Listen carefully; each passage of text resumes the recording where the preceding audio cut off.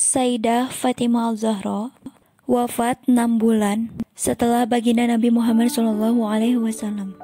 Dan setelah wafatnya baginda Nabi Muhammad SAW, tidak nampak lagi senyuman di wajah Sayyidina Fatimah Al-Zahra kecuali untuk suaminya Ali bin Abi Thalib. Kepada yang lainnya hanyalah duka, dan menanti waktu yang dijanjikan. Karena Nabi suatu ketika waktu sakit, Siti Fatimah datang. Kemudian dibisikkan ke telinga Fatimah. Menangis terseduh-seduhlah Fatimah. Kemudian ditarik lagi oleh Rasulullah dan dibisikkan yang kedua kalinya. Kemudian Sayyidah Fatimah tersenyum. Sayyidah Aisyah pun melihatnya. Lalu beliau berkata, "Aku tidak pernah melihat orang menangis dan tersenyum sekaligus, kecuali ada pada wajahmu." Saat itu, "Wahai Fatimah, ada apa? Rasulullah bicara apa?" Sayyidah Fatimah Az-Zahra lalu berkata, "Ini adalah urusanku dan ayahandaku tercinta." Sudah bicara seperti itu, Sayyidah Aisyah tidak bertanya apa-apa lagi. Setelah baginda Nabi Muhammad SAW wafat, teringat lagi kisahnya. Lalu Siti Aisyah pun bertanya kepada Fatimah Az-Zahra, "Barangkali bisa diceritakan apa sih yang terjadi waktu itu?" Menangis, kemudian tersenyum. Sayyidah Fatimah Az-Zahra lalu berkata, "Saat itu aku baru berani bercerita. Karena waktu itu ayahandaku berkata, 'Wahai Fatimah, aku sudah dekat akan kembali kepada Allah.' Lalu aku terpukul akan berpisah dengan ayahandaku yang tercinta. Lalu ayahku membisikkan yang kedua kalinya. Ayahku berkata, 'Engkau adalah orang yang pertama akan menyusulku.'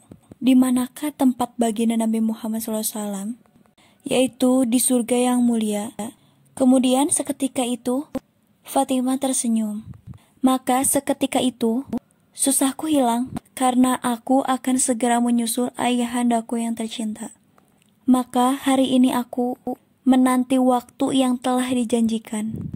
Nya itu, yang ada hanyalah tangis hingga waktu yang dijanjikan." Masya Allah, luar biasa.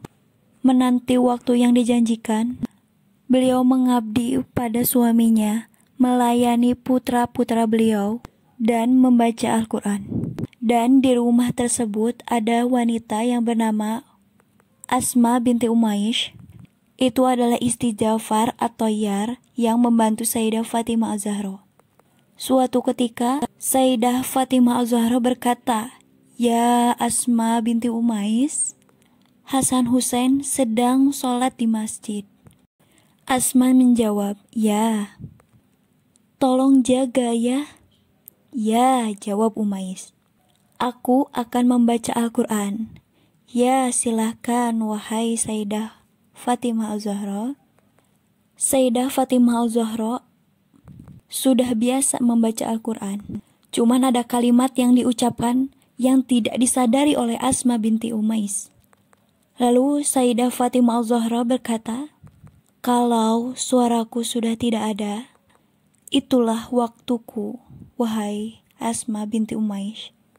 Sayyidah Asma binti Umaysh biasa saja, enggak ngeh. Sambil menunggu Hasan dan Husain pulang, lantunan ayat Al-Quran berhenti. Dan seketika itu Asma binti Umaysh menangis. Kerasa dia. Dilihat Sayyidah Fatimah Az-Zahra sudah kembali kepada Allah.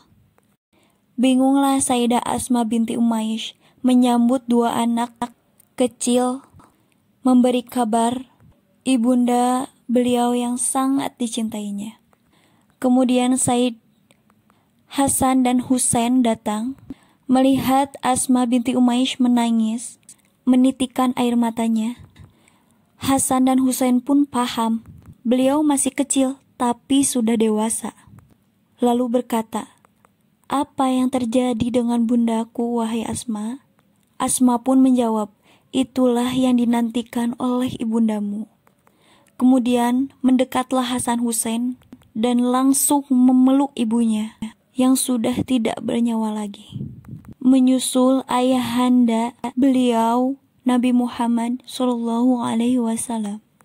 Masya Allah. Dan Sayyidah Fatimah Az-Zahra punya kisah yang luar biasa kedekatan dengan Rasulullah Shallallahu Alaihi Wasallam.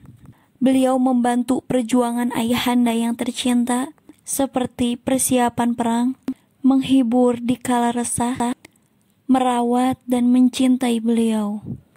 Sampai suatu ketika Nabi Shallallahu Alaihi Wasallam sedang sholat dan ketika sujud dilempari kotoran, lalu Sayyidah Fatimah Az-Zahra membersihkan kotorannya itu. Dan masih banyak lagi kisah-kisah Sayyidah Fatimah Az-Zahra yang membantu membela Islam. Hasan Hussein ditinggal kurang lebih usianya 7-8 tahunan, tapi dikala itu sudah dewasa. Masya Allah, itulah cerita Ratu Ahli Surga yang wafat setelah baca Al-Quran. Semoga kisah ini menjadi contoh untuk wanita yang merindukan surga. Oh ya, buat teman-teman sekalian, ukhti-ukhti, wafatnya 4 ratu penghuni surga. Aku jadi bikin 4 part gitu ya, karena ini sudah terlalu panjang. Nantikan terus.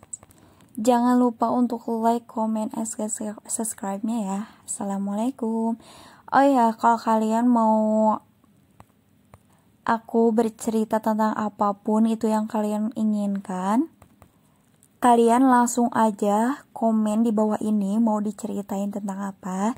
Insya Allah aku akan ceritain. Segitu aja ya. Assalamualaikum.